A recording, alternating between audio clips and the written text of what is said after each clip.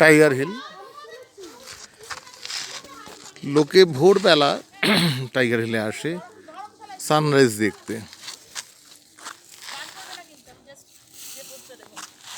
তো আমরা এসেছি বেলাতে, অর্থাৎ কারণ আকাশের যে অবস্থা চলছে, দুদিন ধরে আমরা দার্জিলিংয়ে রয়েছি, তাতে কোনো রকমই সানরাইজ দেখা যাবে না।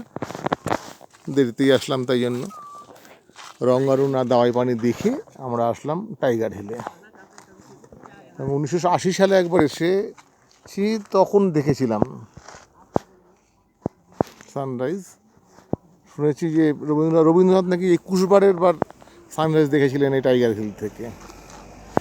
অর্থাৎ টাইগার হিল থেকে সূর্যোদয় দেখা একটা ভাগ্যের ব্যাপার।